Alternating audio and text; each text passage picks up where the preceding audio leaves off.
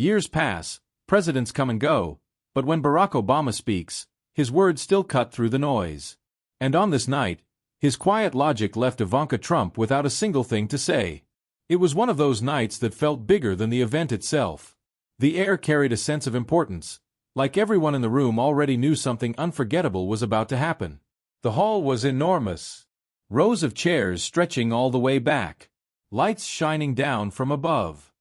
Television cameras quietly humming as they captured every glance, every movement. People whispered softly, not wanting to break the electric stillness. This wasn't a regular talk show or a political campaign. It was a national forum, a serious event dedicated to one of the country's most urgent issues, the growing crisis faced by America's senior citizens. The event had been advertised for weeks and millions were watching from home. The title on the large digital screen behind the stage read, "Caring for America's Elders, Challenges and the Way Forward." But what really drew people in were the names on the program. Two guests of honor, two figures from very different worlds. On one side, Barack Obama, the former president known for his calm tone, sharp logic, and ability to turn even the toughest question into a moment of reflection. A man respected not just for what he said, but for how he said it. He had spent years away from politics, but his influence was still undeniable. And on the other side, Ivanka Trump, businesswoman, advisor, and daughter of the sitting president. She carried herself with confidence, perfectly composed, polished in her words and style. To many, she represented a new kind of power, modern, media-savvy, and unshaken under pressure. People weren't just here for a discussion. They were here for a collision. When Obama entered, the room seemed to take a quiet breath. He smiled politely, shaking hands with the moderator, his familiar, calm demeanor disarming yet powerful. Moments later, Ivanka appeared, graceful, smiling, and equally poised. They greeted each other briefly, exchanging a polite handshake that carried the weight of history and rivalry all at once. The cameras flashed. For a second, it looked like harmony. Two public figures coming together to talk about something that truly mattered. But beneath that calm surface, something tense was brewing. The audience could feel it. The journalists sitting in the front row straightened in their chairs. Pens ready. The host, a well-known TV anchor, stepped to the center of the stage and spoke into the microphone, his voice firm and warm at the same time. "Good evening, everyone," he began. "Tonight, we discuss a subject that affects every American family. Our senior citizens, the men and women who worked, served, and sacrificed to build this nation, deserve to live their later years with dignity, comfort, and care." Applause filled the hall. The topic touched hearts immediately. It wasn't about politics. It was about humanity. As the clapping faded, the host continued. "We're honored to have two extraordinary guests with us tonight, Mr. Ivanka Trump and former President Barack Obama.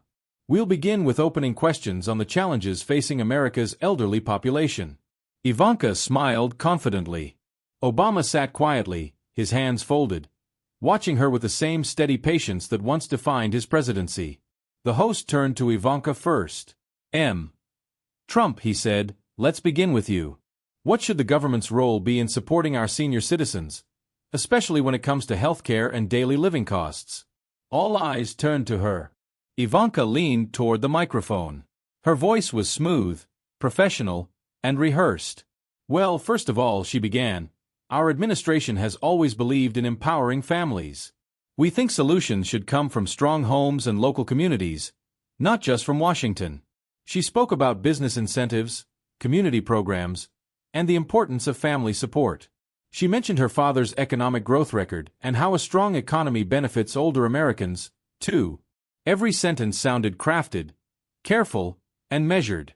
The kind of response designed to sound perfect, even if it didn't touch the deeper truth. The audience listened, polite, but quiet. They wanted more, something real, something emotional. But Ivanka's words stayed on the surface. When she finished, she smiled confidently and leaned back in her chair. The host nodded and turned to Obama.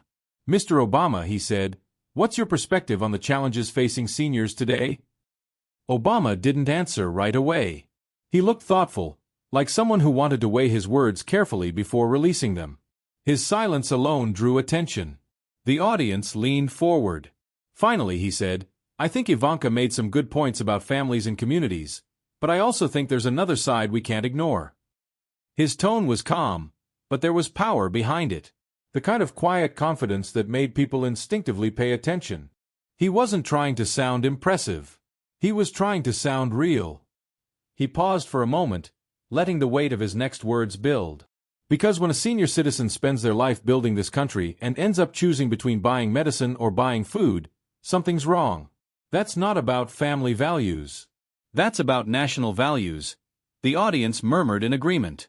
A few people nodded slowly. Even those who disagreed couldn't help but listen. Obama's words flowed like a conversation rather than a speech. Simple, clear, human. His focus wasn't politics. It was people. Ivanka glanced at him, her smile still there, but a little tighter now. She wasn't expecting the quiet force behind his tone. The host looked from one to the other, sensing that what had just started might turn into something far more intense than anyone planned. The first question was over, but the debate had just begun.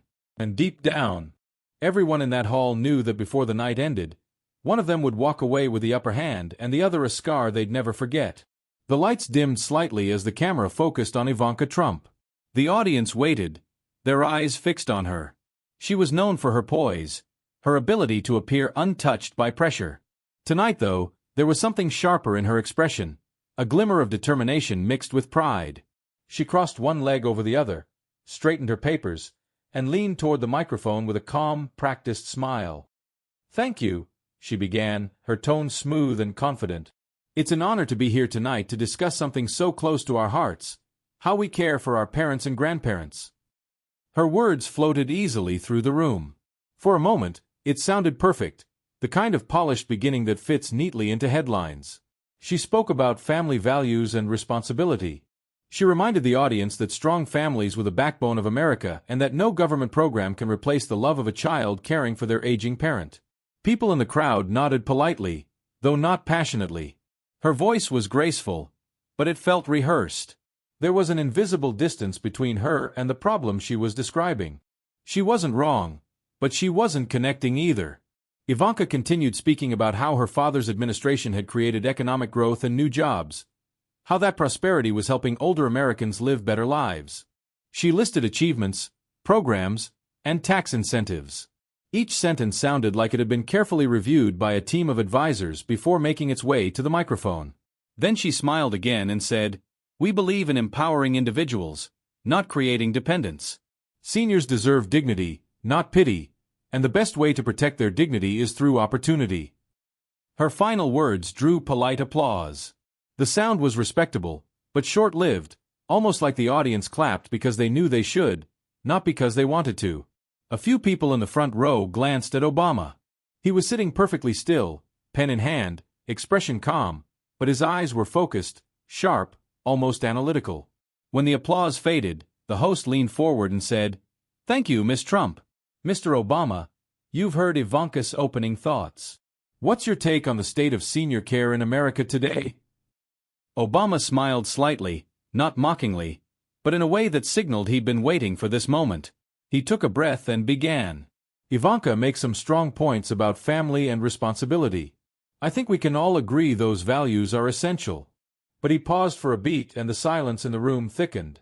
What happens to the people who don't have a family to care for them? Every head in the audience turned toward him. He spoke slowly, not as if delivering a speech, but as if having a conversation. His voice was low, steady, and warm. Right now, across this country, millions of older Americans are living alone. They've worked hard their entire lives. They've raised children, paid taxes, built communities, and now they're struggling just to keep the lights on. They're not asking for handouts. They're asking not to be forgotten. The atmosphere shifted. The polite, measured energy that had filled the room during Ivanka's remarks was replaced by something deeper. Empathy. Obama continued. "We talk about family values, and we should, but leadership isn't just about what happens inside our own homes. It's about how we treat those who don't have anyone left at their dinner table." Ivanka adjusted her posture, watching him carefully, her expression unreadable. He went on painting quiet, powerful images that stayed in the audience's minds. "I met a retired bus driver once," he said. She told me she had to choose between paying for her heart medication and paying rent. She looked me in the eye and said, "Mr. President, I can't afford both, but I can't live without either." That's not a problem you fix with slogans. That's a problem that needs compassion and real reform. There was no applause yet, just silence. The kind of silence that only comes when people are truly listening. Obama leaned slightly closer to the microphone. Families are strong, but families alone can't fight the rising cost of healthcare. Families can't rewrite Medicare policy. Families can't stop the price of insulin from doubling. He paused again. That's why government exists, not to replace families, but to support them. A few people in the audience started clapping softly. Then it grew louder. The message was simple, but it hit home. Ivanka tilted her head, her smile returning, though a little tighter this time. She wasn't expecting this quiet, controlled tone from Obama.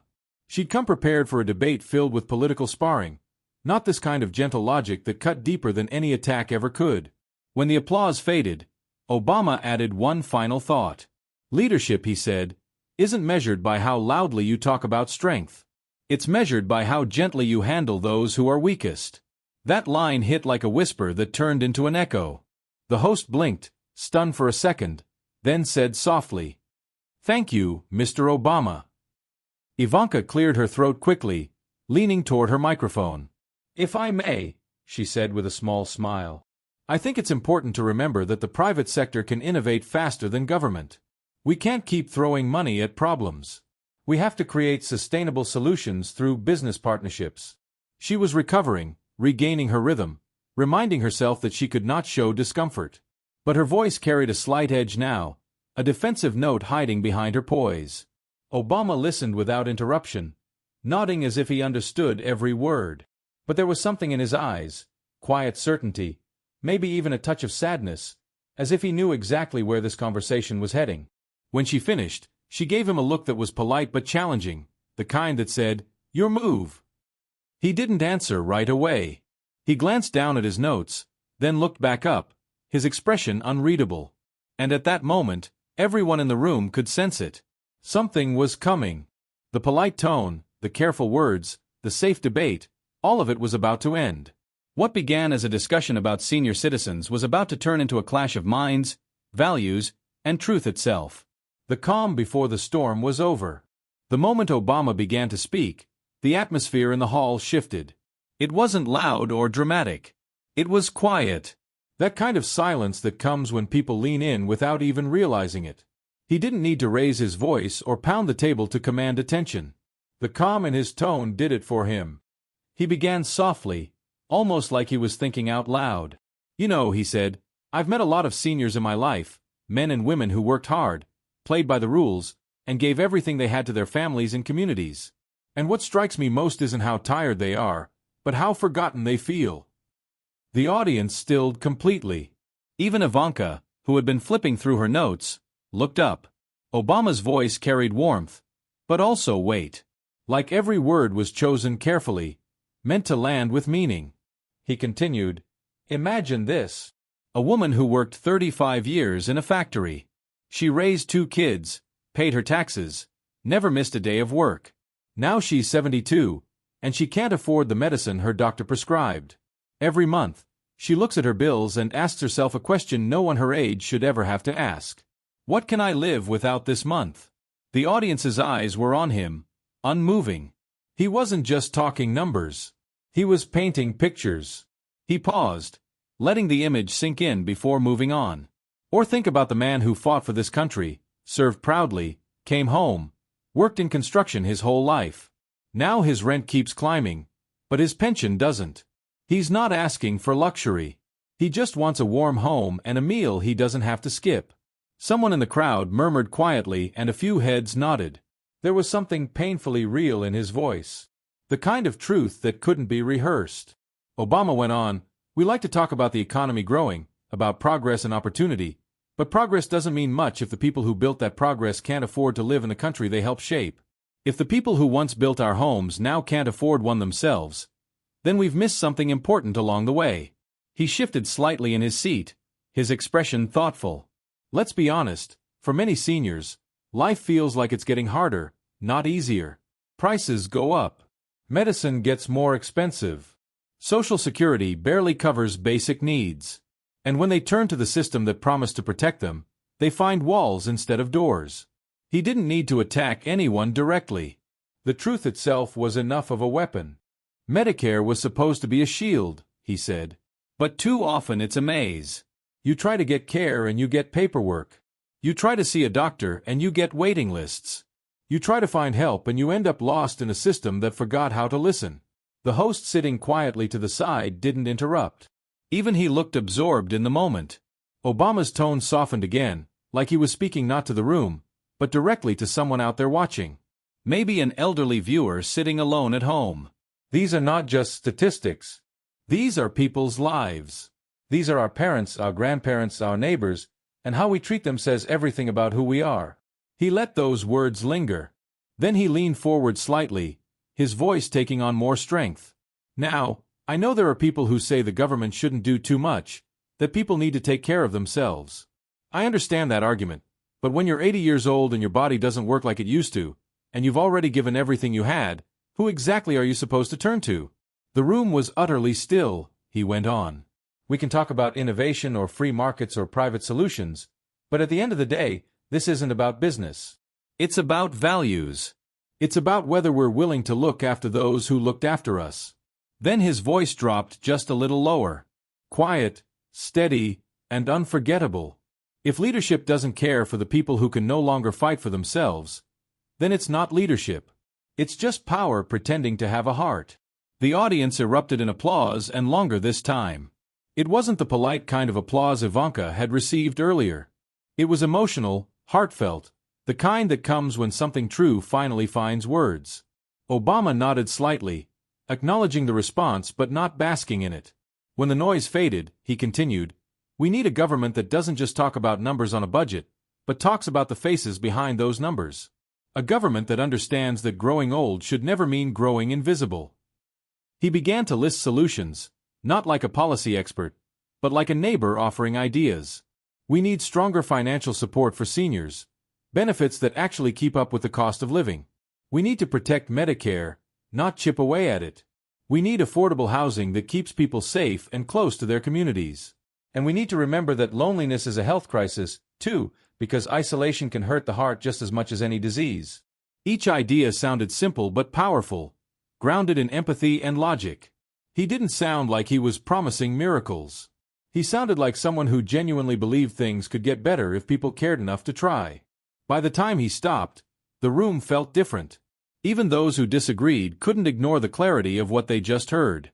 There was no shouting, no showmanship, just truth laid bare piece by piece until no one could pretend not to see it.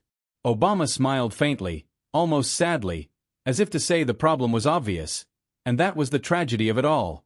He ended softly. "We measure our greatness not by how high the young can climb, but by how gently we carry the old." And that was it. The applause came again, louder, longer, echoing off the walls of the hall. Ivanka sat still, expression unreadable, her fingers gripping the edge of her notes. She hadn't expected this kind of quiet storm. Not an attack, but something far more powerful. Compassion wrapped in logic. The host finally cleared his throat, breaking the silence. "Thank you, Mr. Obama," he said, his voice slightly shaky. That was quite something. But before he could ask the next question, Ivanka leaned forward suddenly, her face tightening into a smile that didn't reach her eyes. And that's when the debate began to change. Because Ivanka wasn't about to let this moment in quietly. The room had just finished echoing with applause. People were still processing what they'd heard from Obama. That mix of compassion and hard truth that made it hard to argue back. But then, just as the crowd began to settle, Ivanka Trump leaned forward in her seat, eyes sharp, her voice slicing through the calm like a blade. "Let's be honest," she said with a tight smile.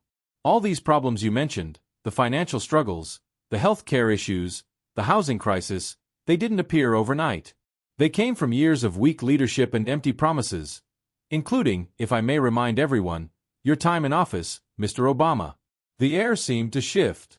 People turned toward her, curious and cautious.